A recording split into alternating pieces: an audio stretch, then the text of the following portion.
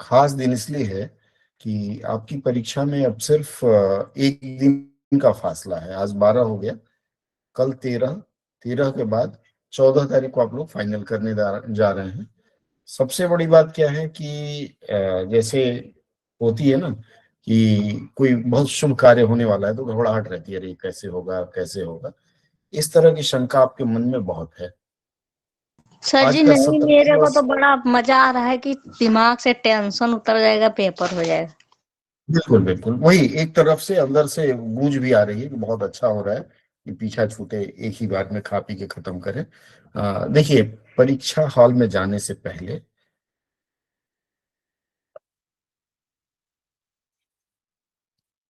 परीक्षा हॉल में जाने से पहले कुछ चीजों का आपको ध्यान रख लेना है। और संभव हो तो आज, जैसे बहुत लोग कलकत्ता से रांची जा रहे हैं, पटना से प्रयागराज जा रहे हैं, जिनको ओवरनाइट जर्नी करनी है, कुछ चीजें जिस पर आप लोग मंथन कर लीजिएगा। सबसे पहले आपका एडमिट कार्ड डाउनलोड किया है या नहीं किया आप लोगों ने? एडमिट कार्ड अगर नहीं किया है तो आज आप लोग एडमिट कार्ड डाउनलोड कर लेंगे। फर्स्ट काम आपको करना है, बाकी चीजों पर फिर मैं एक एक करके चर्चा करूंगा। पहला काम है, आपको एडमिट कार्ड डाउनलोड कर लेना है। डाउनलोड करने के बाद आपको read instructions,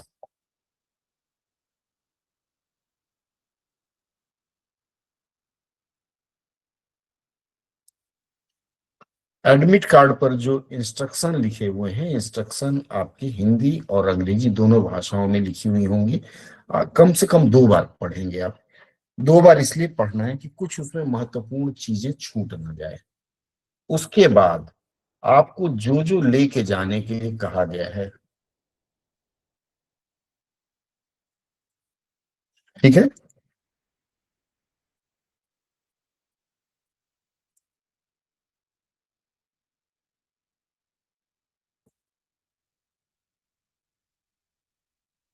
arrange for the things which are to be carried to the examination hall.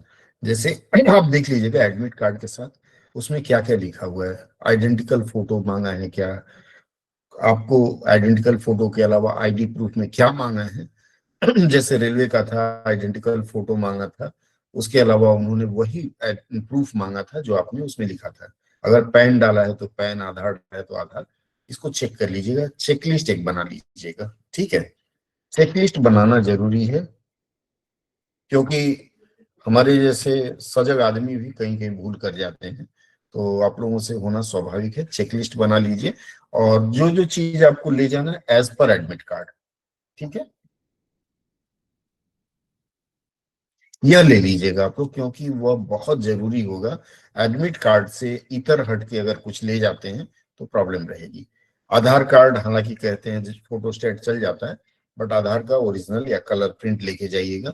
2 ID proof जरूर रखिएगा, एक आधार और एक और कोई जिसमें आपका डेट ऑफ बर्थ लिखा हो। लाइक अगर पैन कार्ड है तो पैन कार्ड, या किसी सरकारी संस्थान से इशू किया हुआ आईडी कार्ड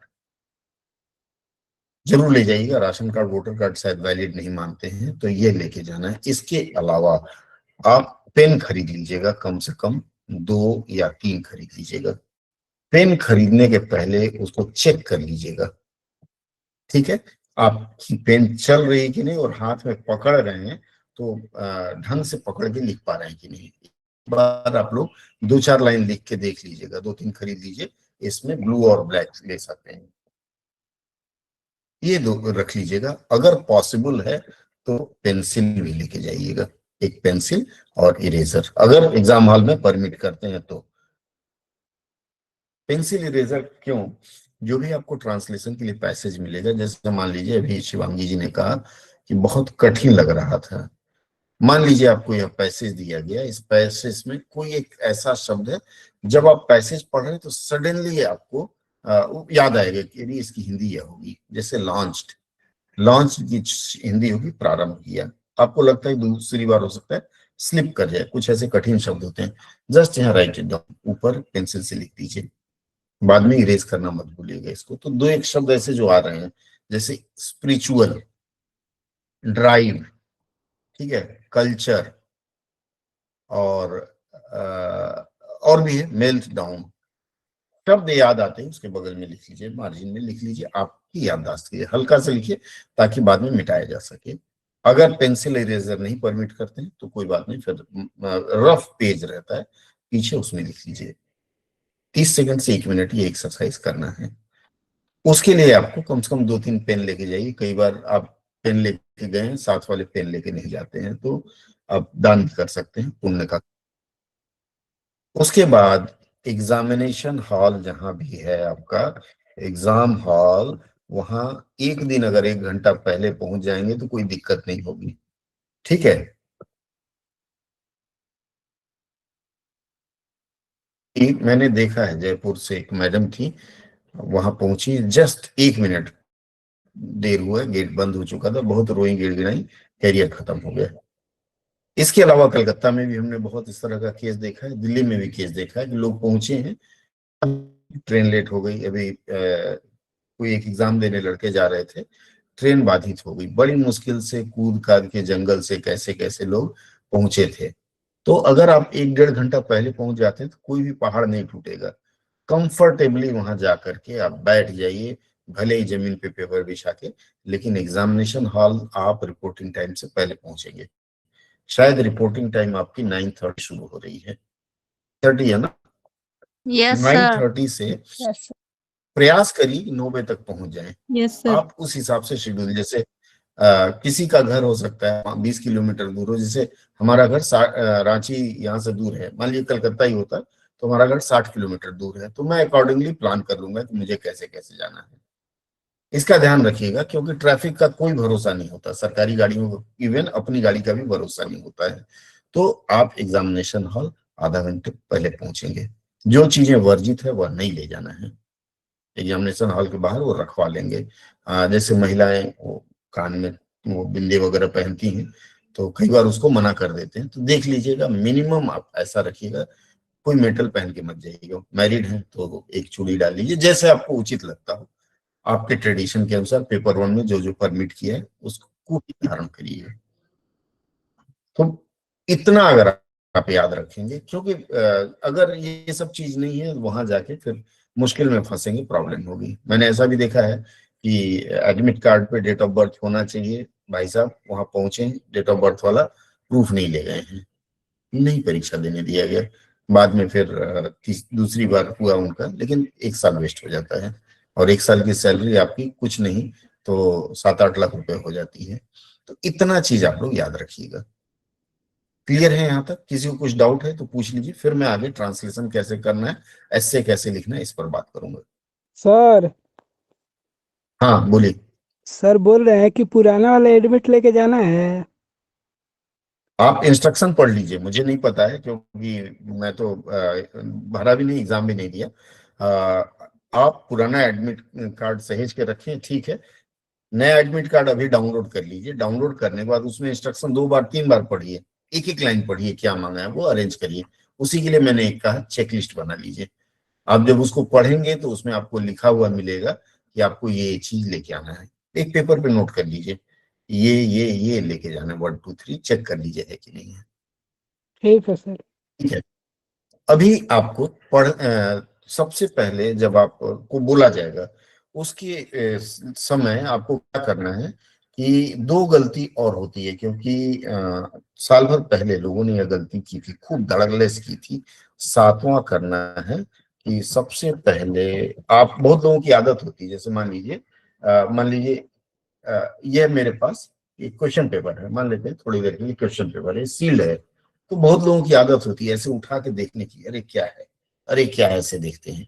ये उठा के देखने के चक्कर में लोग अपना डिटेल भरना भूल जाते हैं, ठीक है। डिटेल्स प्रॉपरली और इंश्योर करिए you have put your signature.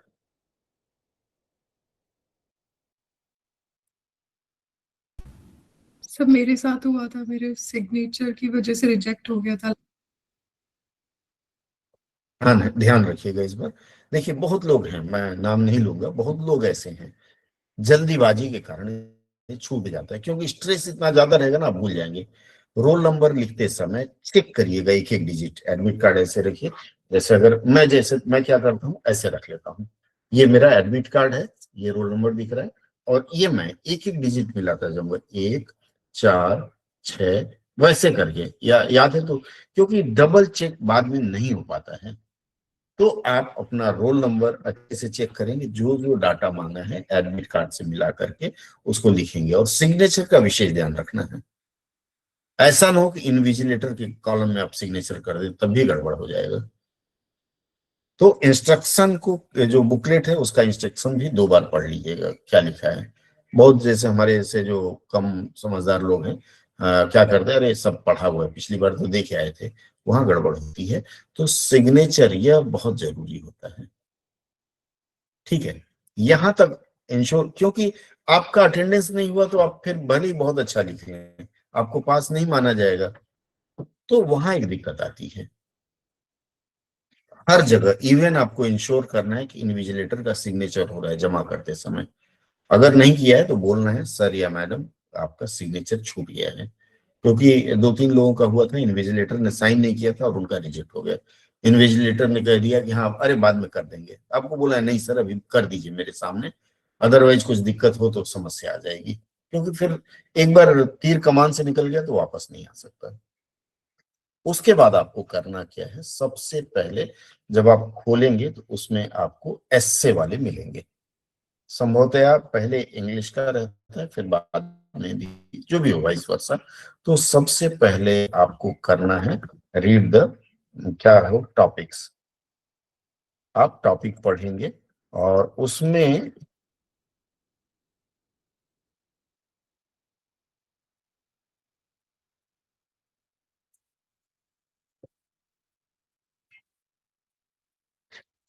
देखिए, जैसे मान लीजिए 4 टॉपिक आपको दिया गया, चारों टॉपिक में आप चारों पढ़ लीजिए, 1 मिनट समय लीजिए, एनालिसिस करिए कि इस पर मैं 10 पॉइंट लिख पाऊंगा या लिख पाऊंगी।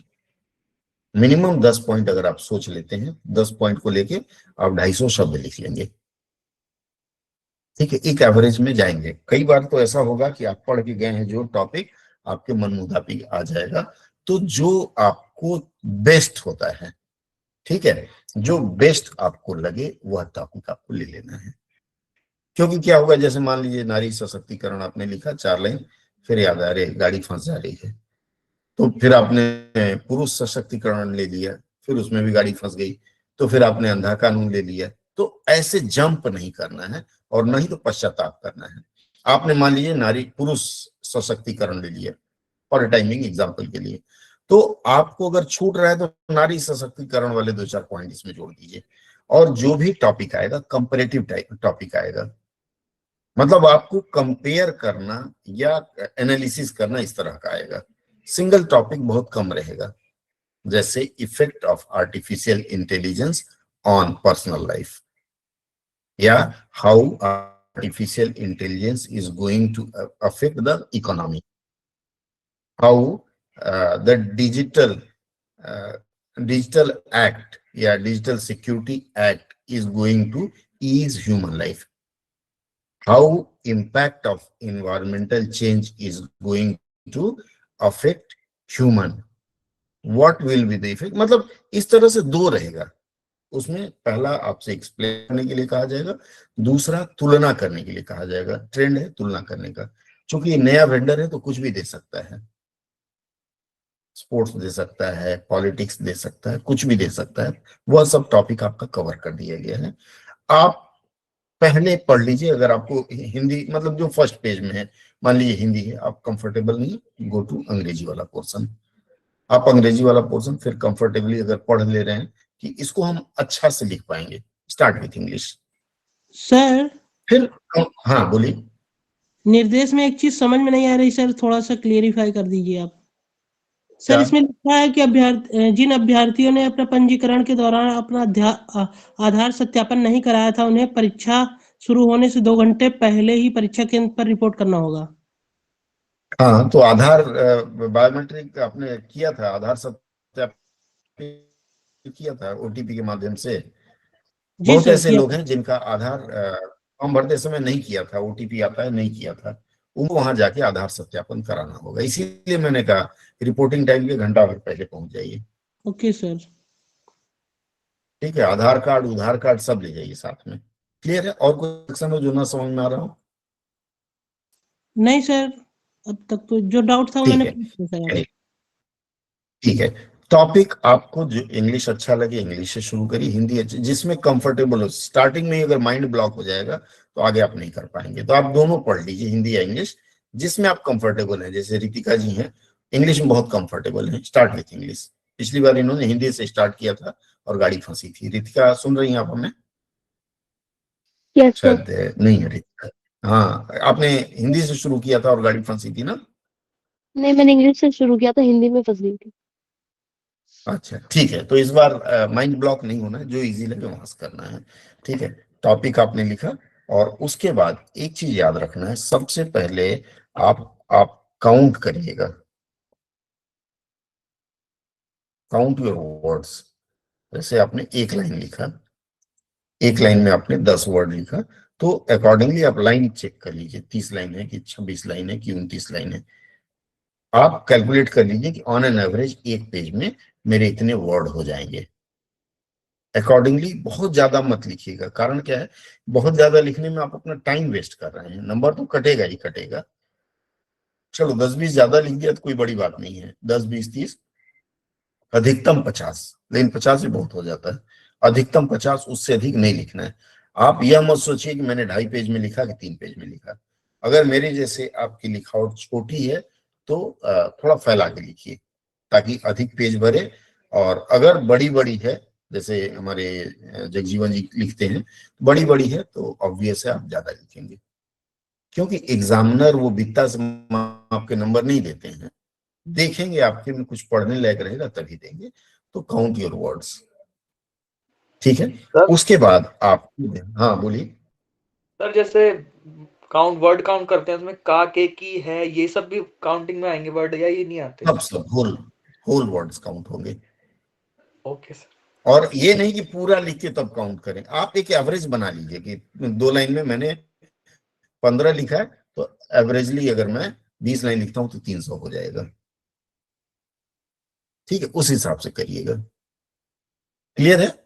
कोई और डाउट? ध्यान रखिएगा, अभी भी मैं बता रहा हूं, मैंने कई लोगों का, आप लोगों ने बीच में शेयर करना, मैंने कुछ लोगों का देखा कैसे लिखते हैं। जैसे मान लीजिए यह पेज है, एक मिनट,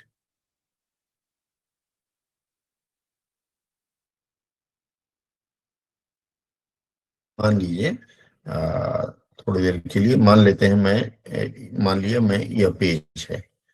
अब इस पेज में मान लीजिए एक टॉपिक आपने डिसाइड किया, कुछ भी एक टॉपिक आपने डिसाइड किया, इस टॉपिक पर आप लिखने जा रहे हैं।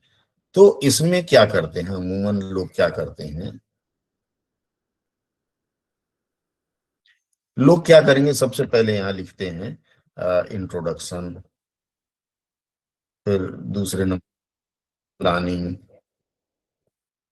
फिर इवैल्यूएशन, कुछ भी, मतलब ऐसे एक वर्ड 5-6 खाका, मतलब हम इस पर लिखने जा रहे हैं।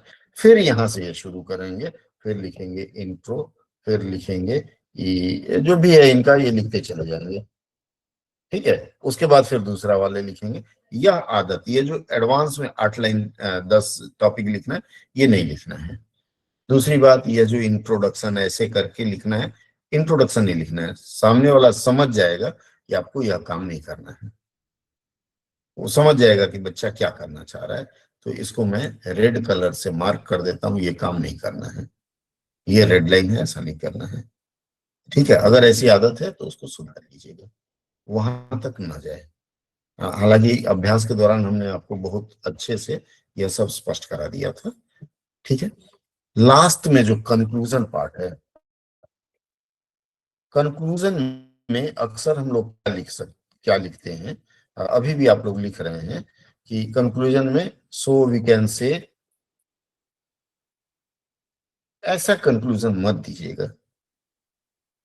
ठीक है, हम कह सकते हैं, आपको कोई हाइपोथेसिस या कुछ प्रमाण करने के लिए नहीं दिया है, तो हम कह सकते हैं। ये थोड़े पूछा जा रहा है आपसे कि आपको कहना क्या है। आप जैसे मान लीजिए बेरोजगारी, अंत में लास्ट में समापन में आप लिख सकते हैं कि बेरोजगारी मनुष्य जीवन के लिए बहुत ही कष्टदायक समय होता है, और यह मान सकते हैं कि बेरोजगारी हटी दुनिया बसी। जो एक मजाक वाली लाइन भी लिख सकते हैं, बहुत ज्यादा नहीं। तो सर इस तरह की चीजें अवॉइड करिएगा। बोले सर आता वर्ड भी नहीं लिख सकते हैं ना? आता है मतलब क्या लिखना चाह रही हैं? जैसे सर आता बेरोजगारी एक विकट समस्या, ऐसा करके भी नहीं लिख सकते ना? नहीं, आप जैसे हाइपोथेसिस होती है कि एक घोड़े के 4 कान हैं और गधे के बिल्कुल नहीं है, तो 2 कान घोड़े का गधे को दे दिया, इसका मतलब गधा घोड़ा बराबर हो गया। मुख्यतः गणित में होता है, एक कोण 90 अंश का है, दूसरा 95 का है, तो तीसरा कितना होगा। तो अतः हम कह सकते हैं, वो उन सब में नहीं पढ़ना है, आपको सिर्फ अपना विचार देना है, विवाह अच्छा है या बुरा। तो अंत में लिखना है कि विवाह सबके लिए अच्छा है, जो बुरा मानता है उसके लिए भी अच्छा है। रहीमन ब्याह व्याधि है, सकहीं तो जाय बचाए। ठीक है। अगर आप इस तरह के शेरो शायरी या कविता या कुछ अंश लिखना चाहते हैं तो सावधान रहिए। उसको आप अगर मतलब बाद में उससे कुछ लेकर के नहीं एक आध लाइन लिखते हैं तो मत लिखिएगा। जैसे मैंने लिख दिया, रहीमन ब्याह व्याधि है, सकहीं तो जाओ बचाए। ठीक है। अब उसके बाद हम शुरू कर दिए कुछ और कहानी लिखना, तो वो गलत है। यत्र नारेत्र पूज्यन्ते रमन्ते तत्र देवता, ये लिख करके हम वही छोड़ दिए। अरे भाई, कोई मेहमान आया तो उसके बारे में तुमको देना पड़ेगा ना। एक आध लाइन लिख दीजिए कि हाँ, मनुस्मृति में ऐसी बात कही गई है, यह ऊपर की बात मनुस्मृति में कही गई। रामधारी सिंह दिनकर जी ने कहा है, हाँ, न्यायार्थ अपने बंधु को भी दंड देना धर्म है। अतः इस तरह से ऐसे शुरुआत आप कर सकते हैं, बट खाली उसको लाके छोड़ मत दीजिए। क्लियर है? इसके बाद अब हम आते हैं अनुवाद की तरफ। निबंध में कोई डाउट है? क्योंकि छोटी छोटी बात लास्ट तक आपको याद रखना है। अभी निबंध में मैडम ने कहा, शिवांगी जी ने, कि इस एक लाइन को करने में, एक पैसेज को करने में इनको 1 घंटा से ऊपर लग गया। देखिए, एग्जामिनेशन हॉल में भी आपको 1 घंटा लग सकता है, थोड़ी सी सावधानी बरतिए। क्या मैंने कहा है, पहले पूरा पढ़ लीजिए, इतना ही तो है, पूरा पढ़ लीजिए क्या कहता है। जानबूझ करके मैंने ऐसा दिया था ताकि आप 2 शिफ्ट में कर पाए। 15 लाइन रहता है, देखिए 1 2 3 4 5 6 7 8 9 10 11 12 13 14 15 15 यहाँ खत्म होता है। मान के चलिए यहाँ आपकी 15 पंक्तियां खत्म हुई।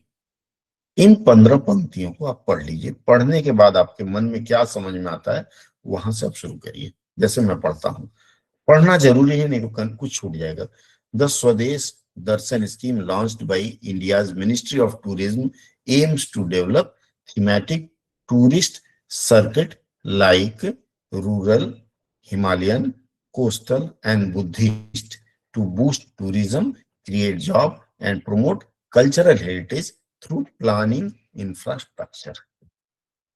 यह पैसेज पढ़ के मेरे समझ में आ रहा है कि भारत सरकार एक स्वदेश दर्शन योजना लेकर के आई है। इस स्वदेश दर्शन योजना का जो उद्देश्य है वह क्या है, उससे क्या बढ़ेगा, टूरिज्म बढ़ेगी, नौकरी बढ़ेगा, और कल्चरल हेरिटेज को भी हम, कल्चरल हेरिटेज सांस्कृतिक विरासत को भी हम प्रचार प्रसार कर सकते हैं, उसका प्रचार प्रसार कर सकते हैं। ठीक है, आवाज आ रही है ना? जी सर। इसके माध्यम से थ्रू प्लान्ड इंफ्रास्ट्रक्चर। प्लान का मतलब यहाँ सुनियोजित, योजित। हाँ बोलिए।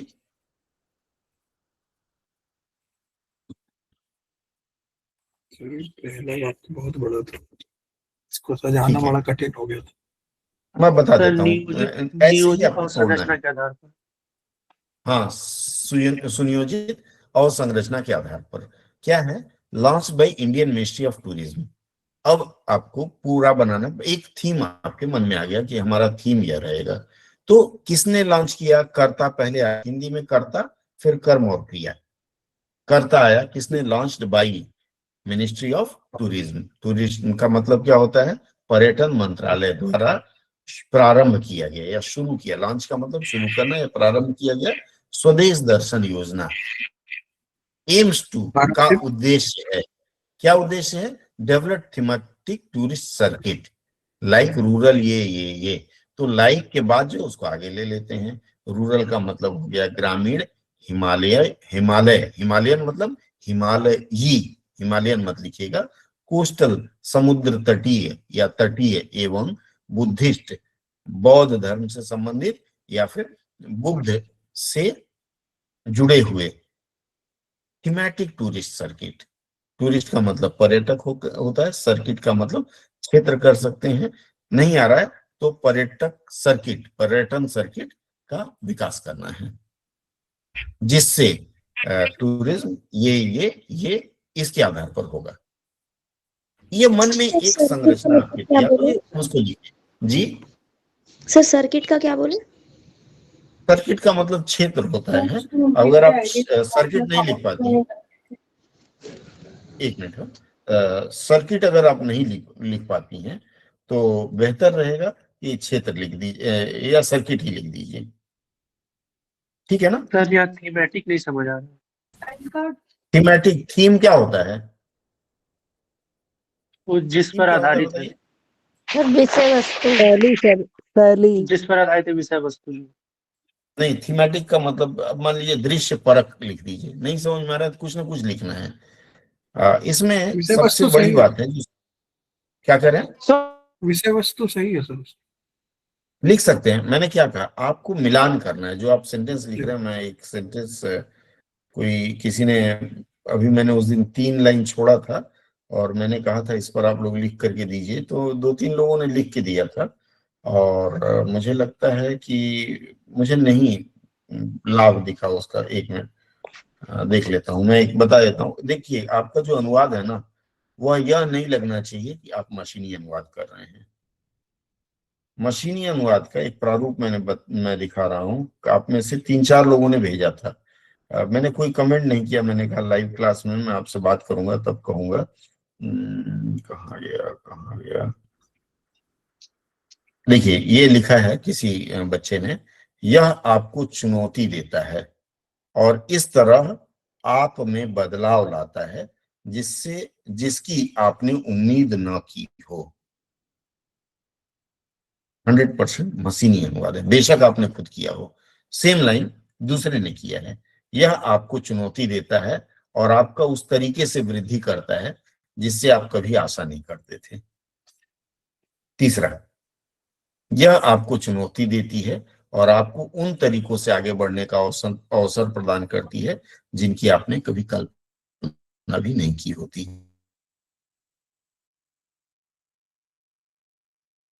ये 3 लोगों ने लिखा है, आप समझ सकते हैं। तीनों का मैं कहूंगा कि आपने मशीन से अनुवाद कराया है, लेकिन तीनों का देखिए, यह आपको चुनौती देता है, यह आपको चुनौती देती है। इसका मतलब है 90% लोग इस तरह की गलती करेंगे।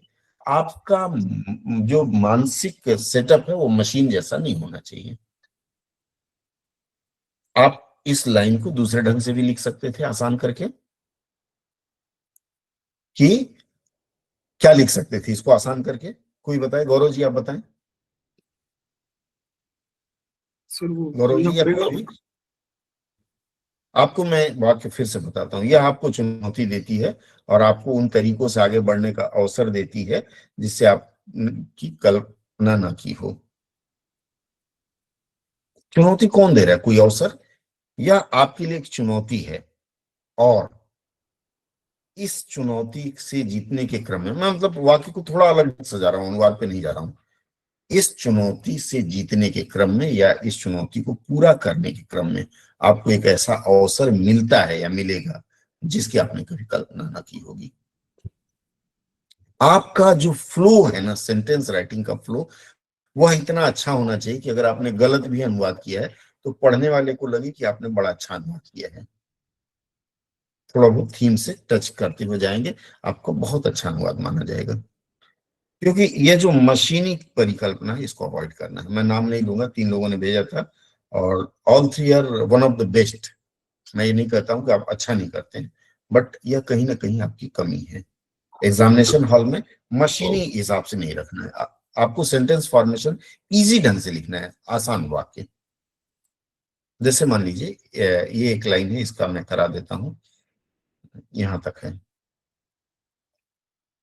द प्रसाद स्कीम ब्रैकेट में है पिलग्रिमेज रीजुनवेशन एंड स्पिरिचुअल ऑगुमेंटेशन ड्राइव। इसका अनुवाद बहुत कठिन रहा होगा। सर मैंने तो यही हाँ या ना? कही, क्योंकि नाम है तो क्या लिखे हैं? नाम है तो यही लिख सेम दिया। ही लिखा है।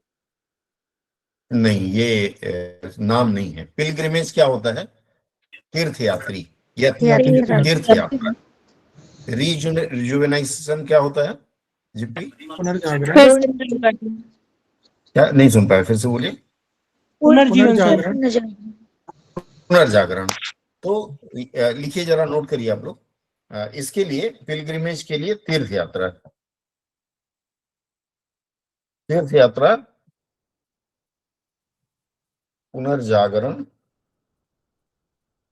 पुनर्जागरण। सर मैंने पुनर्जागरण पढ़ा हो गया। था जीर्णोद्धार।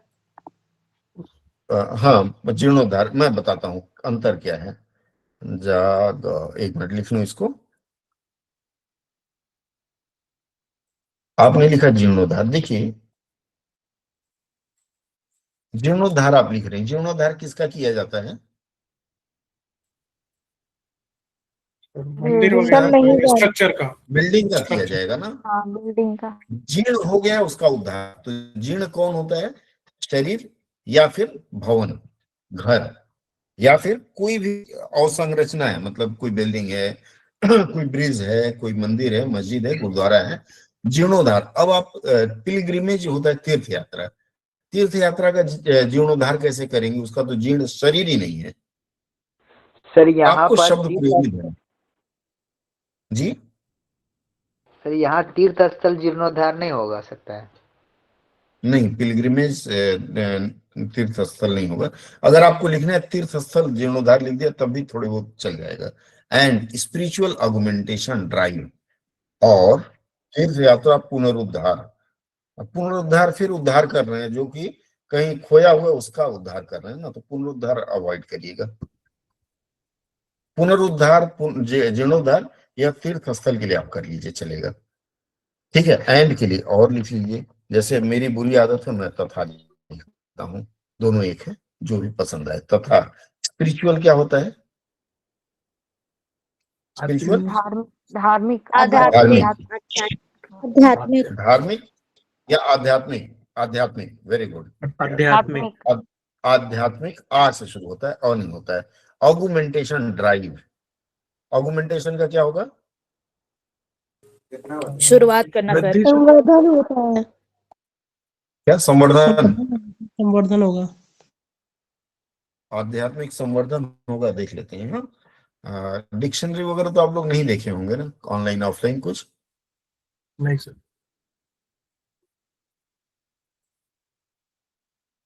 आध्यात्मिक ये वृद्धि दिखा रहा है, बढ़ावा दिखा रहा है। संवर्धन आपने लिखा है, ठीक है, देख लेते हैं। हाँ, आध्यात्मिक ये प्रसार लिख दीजिए, प्रचार या प्रसार। आपने संवर्धन लिखा है, संवर्धन। यह प्रचार प्रसार जो है, यह प्रचार प्रसार भाव के आधार पर हमने लिया। आध्यात्मिक एवं विरासत संवर्धन, ठीक है, आप सही लिखे हैं, चल जाएगा। ठीक है। ड्राइव का मतलब? योजना सर, स्पिरिचुअल योजना। Augmentation drive. है? इसका सर ड्राइव योजना करना, होगा, चला के योजना होगा सर, योजना। क्या होगा? योजना। योजना। कार्यक्रम लिख लीजिए, कार्यक्रम आध्यात्मिक लिख लीजिए। संवर्धन योजना सर। योजना प्लान होता है ना, कार्यक्रम लिख लीजिए। अगर आप वहां लिख गए तो ज्यादा टेंशन मत लीजिए, मेरे हिसाब से कार्यक्रम होगा। ओके जैसे सर। अवेयरनेस ड्राइव, ठीक है, अवेयरनेस जागरूकता अभियान, जनरली अभियान कहा जाता है। ठीक है, अभियान नहीं याद है, कार्यक्रम लिख लीजिए। ठीक है। इज ए गवर्नमेंटल इनिशिएटिव, ठीक है, ये हो गया, आपने लिख दिया। प्रसाद योजना, प्रसाद स्कीम, इसका मतलब है प्रसाद योजना। आप देख रहे होंगे, आप कहीं का भी प्रसाद मंगा लीजिए। अभी हमारे कलकत्ता में चल रहा है, जगन्नाथपुरी की जगह दीघा में एक मंदिर बना है इनका, भगवान जगन्नाथ जी का, तो वहां का घर घर लोग प्रसाद पहुंचा रहे हैं। प्रसाद योजना, इसको आपने लिख दिया ब्रैकेट में। गवर्नमेंट इनिशिएटिव लॉन्च्ड इन, क्या है, क्या है, सरकारी इनिशिएटिव का मतलब पहल है, पहल पहल हो गया। पहल है, जिसे लॉन्च का मतलब शुरू किया गया था 2014-15 में, 14-15 में शुरू किया गया था। अब यहाँ हमने एक गलती की। क्या गलती की? सर उसका जो यहाँ लक्ष्य, यस, लक्ष्य मतलब उद्देश्य आगे आना चाहिए था, मैं भूल गया, नहीं लिखा, तो मैं आगे इसको जोड़ूंगा। ठीक है, ये जो टू डेवलप है ना, एंड जिसका उद्देश्य क्या था, यहां लिख देंगे, जिसका उद्देश्य क्या था, उद्देश्य develop and revitalise pilgrimage sites. अब पिलग्रिमेज साइट जो है, यह आपको क्या तीर्थ स्थल कर सकते हैं अक्रॉस इंडिया, जिसका उद्देश्य भारत भर में या भारत के पूरे भारत में, भर में, पूरे भारत में, पूरे भारत में, भारतवर्ष भी लिख सकते हैं, अखिल भारतीय स्तर पर यह भी लिख सकते हैं, जो आपको समझ में आए। भारत में क्या करना है, डेवलप एंड रिवाइटलाइज। यहाँ आप जीर्णोद्धार का प्रयोग कर रहे हैं, वह कर सकते हैं, पुनरुद्धार कर सकते हैं, या फिर से जीवंत करना। ठीक है, पिलग्रिमेज साइट्स क्या लिखेंगे? मैंने लिखा विकसित एवं पुनर्जागरण। स्पष्ट नहीं हो पाया, फिर से बोलिए। धार्मिक स्थानों को विकसित एवं पुनर्जागरण, विकास और पुनर्जागरण, जी। पुनर्जागरण करना है। हालांकि अगर जहां मैंने गलती की थी, जिसका उद्देश्य, चूंकि मुझे लगाना पड़ा, अब देखिए ये फ्लो, मेरा वाक्य का फ्लो देखिए सही जा रहा है, तो थोड़ी सी आप स्लिप कर गए तब भी कोई दिक्कत नहीं, अन्यथा होना चाहिए था कि ये वाला जो पोर्शन है पुनर्जागरण के लिए, यह जो पोर्शन है इसको हम यहां ले आते। एक मिनट, जैसे इसको मैं यहां ले आता, मैं इसको ऐसा लिखा, इसको यहां से मैं शुरू कर सकता था। ठीक है, या बीच में बोलिए आप कैसे लिखे हैं गौरव जी? इसको लिखा मैं प्रसाद, फिर ये पूरा फुल फॉर्म, योजना सरकार द्वारा संपूर्ण भारत में धार्मिक स्थानों को विकसित एवं पुनर्जीवित करने हेतु 2014-15 में प्रारंभ की गई। बहुत सुंदर। ठीक है, आप तीनों रूप में लिख सकते हैं। हमेशा ध्यान रखिएगा कि आपकी वाक्य संरचना, अगर कोई भी पढ़े, क्योंकि अमूमन जो परीक्षक होते हैं, आप हर बार तो मिलाएंगे नहीं, सामने आपका एक पैसेज रख लेते हैं और उससे आपका देखते हैं कि आपका कितना मिल रहा है, उसके आधार पर मार्किंग होती है। स्पेलिंग मिस्टेक अंडरलाइन कर देंगे, या फिर सेंटेंस का कुछ गड़बड़ है, अंडरलाइन कर देंगे और आगे बढ़ जाएंगे, फिर एक कंसोलिडेटेड मार्क्स दे देते हैं। भाव मिलाने का प्रयास करिएगा। मुझे पता है आप टेंस के साथ चलेंगे, वॉइस के साथ चलेंगे, भाव मिला के चलिएगा। तो पहली वाली लाइन 3 तरीके से लिखी तो भी सही नहीं हो पाई, हालांकि एक रफली बना लिया था। अब हुई कि नहीं हुई? हाँ बोलिए। ट्रांसलेशन गौरव जी कंप्लीट करें। 1 मिनट दिनेश जी। गौरव जी, अब हो पाएगी कि नहीं हो पाएगी जो मैंने कलर मार्जिन कर दिया है? गौरव जी। जी सर इसमें ये कंफ्यूजन हो रहा था, वस्तु आधारित पर्यटन व्रत, ये वाली को कहाँ जोड़ना है? किसको? जैसे मैंने लिखा था भारत के पर्यटन मंत्रालय द्वारा, और मैं तो इसको नीतिगत लिख दिया था, अभी वो शब्द सही पता चला। अधोसंरचना के माध्यम से वस्तु आधारित पर्यटन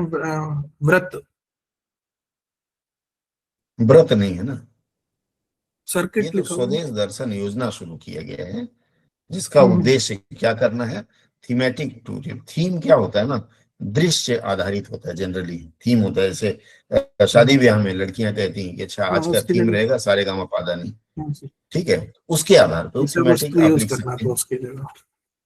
हाँ ठीक है, रूरल हिमालय ये, ताकि हिमालयन और इसके लिए इसको ताकि बुद्ध को पर्यटन को बढ़ावा बौद्ध देने, नौकरी सृजन एवं सांस्कृतिक धरोहरों का प्रचार के लक्ष्य कर स्वदेश दर्शन योजना की शुरुआत की। बस हो गया। ठीक है, बहुत आसान है हिंदी चलेगा ना भाषा, सर ये? कोई कठिनाई नहीं। हाँ एकदम चलेगा।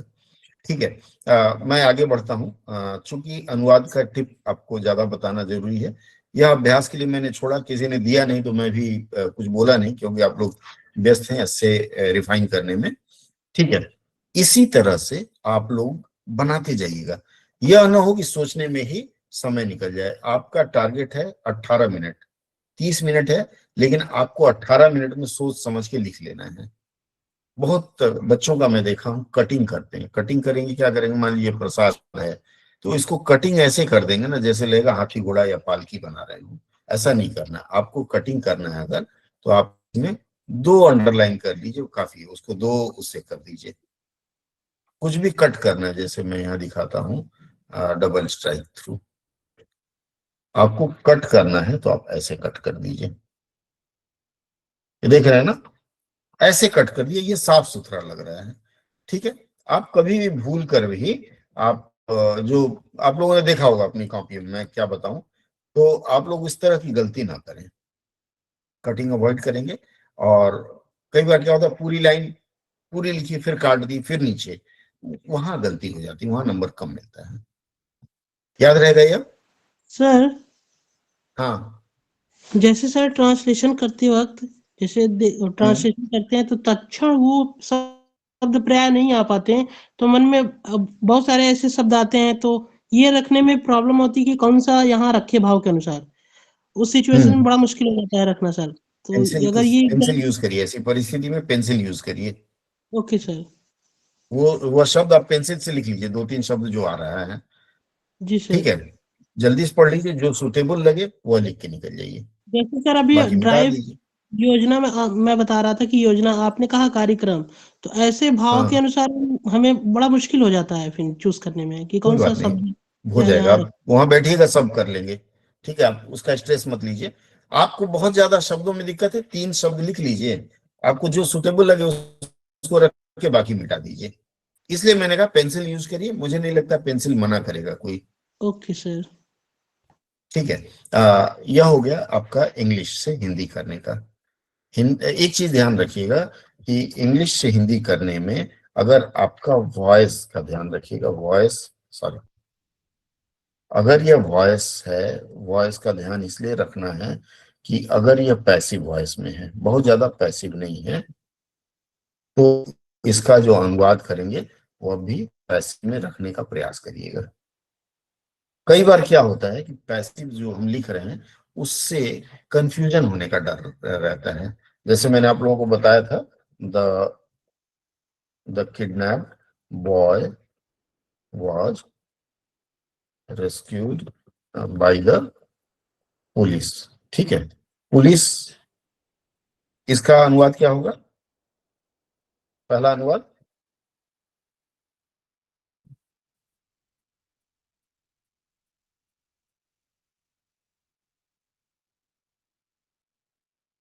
पुलिस द्वारा अगवा बच्चे को बचाया गया, अगवा। ठीक है, बचाया गया था। पुलिस द्वारा अपहरण किए, पुलिस द्वारा अपहरण किए गए। अब ध्यान दीजिएगा जरा, गौर अपहरित बच्चे फरमाइएगा। को पुलिस द्वारा बचाया गया। अपहरित बच्चे को, ठीक है, मैं आपके साथ हूं, लेकिन बाकी 2 लोगों के साथ नहीं। अभी देखिए, पुलिस द्वारा अपहरित, पहली नजर में ऐसे लग रहा है कि पुलिस ने ही अपहरण किया होगा उनका, पहली नजर में लग गया कि अपहरण किया होगा, इसलिए यह कंफ्यूजन वाली बात मत करिएगा। जैसे इन्होंने कहा अपहृत किए गए बच्चे को पुलिस ने बचा लिया, अपहरित, अगवा किए गए या अपहरित, हाँ, बच्चे को पुलिस द्वारा बचा लिया गया या फिर पुलिस ने बचा लिया।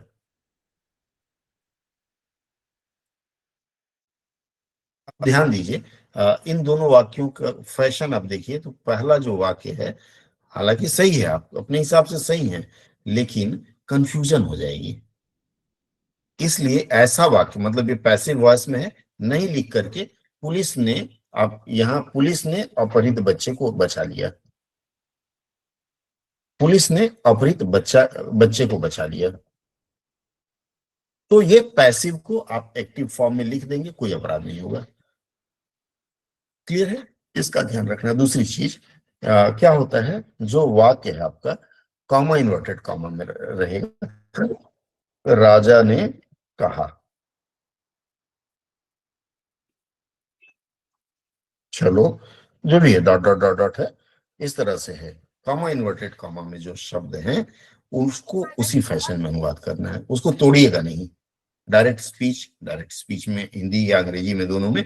इनडायरेक्ट स्पीच में राजा ने कहा चलो गोली चलाओ, तो राजा ने गोली चलाने का आदेश दिया, इस तरह अनुवाद न करें। जैसे राजा ने कहा गोली चलाओ, मान लीजिए इसमें आदेश है, तो आप यह मत लिख दीजिएगा कि राजा ऑर्डर टू फायर, ये गलत हो जाएगा। आप इसको ऐसे ही लिखिएगा, राजा सेड, उसके बाद फायर। ठीक है, इतना कर लेंगे तो आपके सफलता में 4 चांद लग जाएगा। याद रहेगा इतना? अगर आपको लगता है आप को कहीं कंफ्यूजन हो रही है, आप पैसेज अनुवाद करके भेजिए हमें, मैं कर दूंगा। बट अभी कल का दिन एकदम आराम करिए, खूब चैन से सो जाइए, घोड़े बेच करके अपनी सारी सामग्री इकट्ठा कीजिए, आराम से वहां जाइए। वहां पहुंच के कुछ पढ़ने की जरूरत नहीं, फिल्मी गाने सुनिए, ज्यादा अच्छा रहेगा। मन को रिलैक्स मोड में भी डाल दीजिए, कोई पढ़ना लिखना नहीं है। ठीक है, बस मेरी तरफ से आपके लिए इतना ही सुझाव है। रेलवे के जो पेपर 2 की परीक्षा है, पेपर 2 की तैयारी है, रेलवे खाली जो लोग रेलवे देने जा रहे हैं, ऐसे लोग कल जुड़ सकते हैं। कल 1 बजे का टाइम मैं दूंगा, तो आपका जो सेशन होगा 1 घंटे का खाली अनुवाद रहेगा, तो 1-1.5 घंटे में बात बन जाएगी। तो कल शायद 12 मैं टाइम पोस्ट कर दूंगा। बाकी जो लोग जा रहे हैं उनको ढेरों शुभकामना। कल एकदम नहीं पढ़ना है, नो प्रैक्टिस नो पढ़ाई।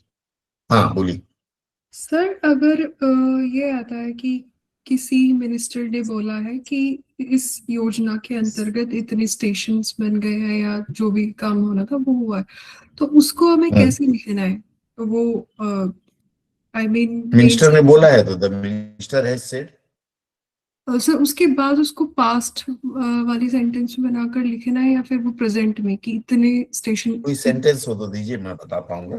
सर फिर कल था रेलवे मिनिस्टर, ऐसे था, रेलवे मंत्री ने बताया कि 1000 से ज्यादा स्टेशन अब तक बन चुके हैं, इस तरीके से था कुछ। हाँ, तो रेलवे मिनिस्टर ने बताया कि कॉमा इन्वर्टेड कॉमा में नहीं है, तो the railway minister said that more than 150 stations have been renovated till now, या till now more than इतना, वो कहीं कॉमा इन्वर्टेड कॉमा नहीं तो नहीं लेना है।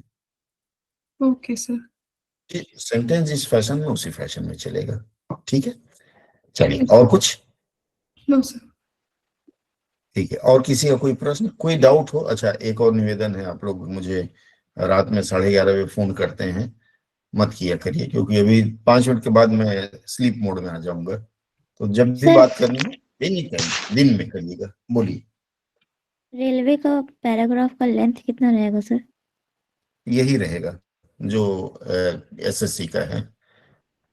आप उससे मत डरिए, पैराग्राफ से, आप अभ्यास पर ध्यान दीजिए। सर जिन लोगों का रेलवे का नहीं है और उनका एसएससी वाला हो जाएगा परसों, तो लोगों को आगे कंटिन्यू करना है क्लास। देखिए, आपका जो रिचार्ज पैक है